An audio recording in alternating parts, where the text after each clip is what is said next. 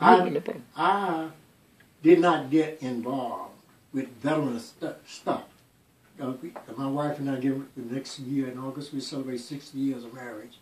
And she learned more about the Korean War since 91 up until today than she did from 91 back to 53 when we got married. Wow. Because when I came home, I did not talk. I did not, even though I worked 2 jobs, the Veteran Hospital and the post office. But we just didn't talk. We just, veteran, we said, were you in service? Yeah, that's it. We didn't say anything. I didn't hardly say anything. Some of the guys possibly did, but we did. I was one of the ones that didn't. I held it in and like that until 91. They had a parade here in Houston in November, and in December they ran a paper in the Post or the Chronicle, and I read it in June. They said they want to meet in January and organize the Texas Lone Star chapter. No, Korean War veteran. Oh, this is my wife, Georgia. Hello, how are you? Good to meet you. Explain this. Okay. I am a, when I joined, we met in January in Spring Branch. Okay. And we organized in the VFW building down at Long Point and on Long Point there. But anyway, I was one of the few blacks that was there. And now I'm one of the only black that stuck with it. And I've been with them ever since. And I've been in anything from different positions with them, from president down. And so we have accomplished things. And that's basically where it comes. So I was in the color guard. And this is our uniform. Yeah. And this is the patch of my division that I was in, the 2nd Division, and I was in the 23rd Regiment, 4.2 Mortar. The 4.2 Mortar Company is just in front of artillery, and we supported the infantrymen with light fire when they needed some assistance so they could maneuver up on the front lines there. I was looking at. But I jumped in ahead of myself on that because I went to when I went in service in 1952. I'm from Marshall, Texas, and I went to I went to Shreveport, Louisiana. They sent me first to Fort Sill, Oklahoma, to catch a plane, which was very exciting to me because I'd never been on a plane before. And I flew from Oklahoma to California, and to basic training at Camp Roberts, California. And I was assigned to Baker Company Infantry Regiment, infantry training.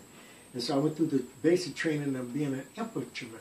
And that's basically what it was. Now, while I was there, one of the things that I did not understand, that had been inducted, called to serve my country, which was supposed to be my country then, being an African American. When I was in 1952, it was segregated. So I had to sit in the back, I had to go to the rear, I had to go to that black water, which was a fountain tapped off from the white fountain, but deep, I don't know.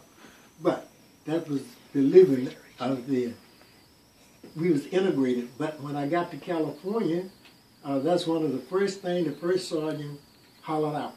I don't care where you from, or you don't bring that stuff in here. If you bring it here, you will regret it.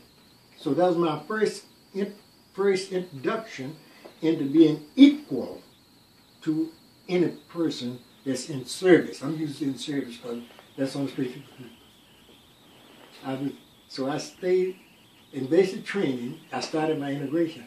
Now I'm going to Korea, training to go to Korea to fight for democracy, for the Korean government, the Korean community, Korean country. And I'm leaving Texas, segregated, for an equal democracy, but it wasn't. So that was my big hang-up going over there. But I served my country. When I got to Korea, and I was assigned to the 2nd Division, and I went immediately to the front line. The reason why I got, not the reason, that's what I was assigned to. But in going to the front line, when I arrived in Seoul, Busan, Korea, about 3 o'clock that morning from Yokohama, Japan. We looked out the barracks that morning, and the guy said, you got to get out, we got to get out of here and load us on the train. When we get on out of the barracks, there was a big tree there that had a parachute hanging out of it. And he was said that they've already broken out a line of defense, so they back here now. Now they telling me I'm going to the front line to fight, to the wall, and they're right here with the parachute. They've jumped back here. Well, I was scared then. So I got to the front line. They put me in 4.2 mortar company, which I relaxed because a 4.2 mortar gun weapon is something that you carry around on a truck. You can't carry it around in your hand like an 81 or like a M1 or 45. It had to be moved by truck. So I was lucky in that. So I was stationed with that company and trained with it. Became sergeant. I became platoon sergeant over there. I was in charge of a whole platoon of people. So I was able to leave out of Marshall on a segregated, where I had to say yes sir, no sir, to being in charge of white guys from Georgia, Mississippi, Texas, New York. You need to go. No, I'm all right. I hear that regular, but every time I'm afraid I'm going to miss something. He had a little bit something. Iowa, New York, New Jersey, just all over. I'm just naming. These are the guys I had to do. And then went through the training when so the ceasefire in June of '53. I was on the front line and worked all night, hard that night, firing my weapon. We like to try to shoot every round that we had in storage. We didn't have, I guess they must have knew they were going to cease fire the next day because they was trying to use, I'm saying they're trying to use up all the rounds because we fired at everything. We just fired and fired. When I said fire, I mean we dropped rounds in the gun and it went out. And I'm sorry, leave good company. Thank you for coming over, and I'm sorry I missed this. I see you later. So after ceasefire, I thought, I said, okay, ceasefire now, so I'm going home. I'd only been there 5 months there. And then they say, no, Jackson said, you don't have enough points to rotate. So I ended up staying in Korea 15 months and some 17 days, I think what it was, or something like that. So that's my tour in Korea. So I came back, because this is the part, to me.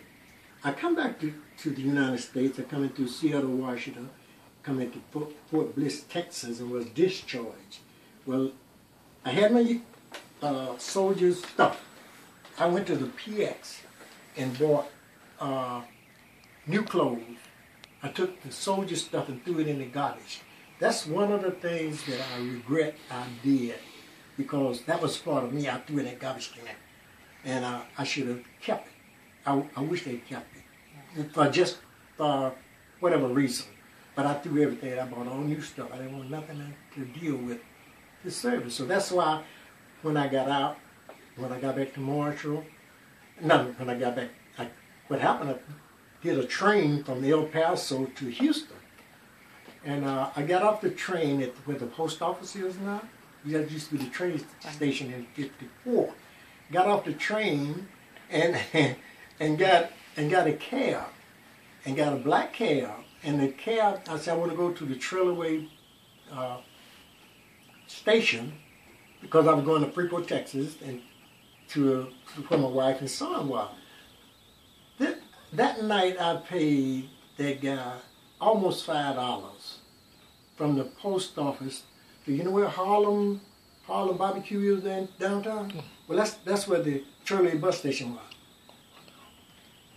I'm going to say 7 blocks, and I paid him almost $5 in 1954, which should have been about 34 cents. But not only the white man was getting me, but the black man was getting me. You know. That's you. Oh, it's me? Mm-hmm. Oh, how funny. I didn't feel it. Yes, ma'am. Okay, good. He said it's late. Yeah, that's the good part about it. Yes, sir. Are things better now than they were in the military? Sir? Like, are things now, like, better today than they are in the military? when they were in the military? I'm going to give you a quick answer, yes, because the equipment that we had was a difference between the telephone in 1952 and the telephone in 2012. It's so much different. So you have better equipment, better engineered equipment. Some of the stuff that we had, they're not using now because it'll go electronically. They're going what's it? Chemically. It's just different. So in the training of a soldier, yes, it is better. It's not like everywhere we went in foot soldier. Now everywhere they go now, they mostly do it in a vehicle, and you don't have too many. You see a lot of foot soldiers, but a lot of it is in a vehicle now, all through helicopters. And see, we didn't have helicopters.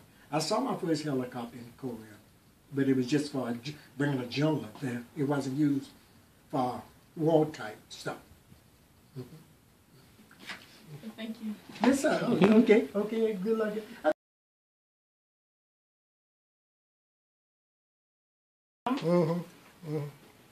Dr. C. Jackson? Yeah, that's my brother. Oh, that's your brother. Yes, ma'am. And that's Georgia. Yes, ma'am. Your wife here? Yes, ma'am. Yeah.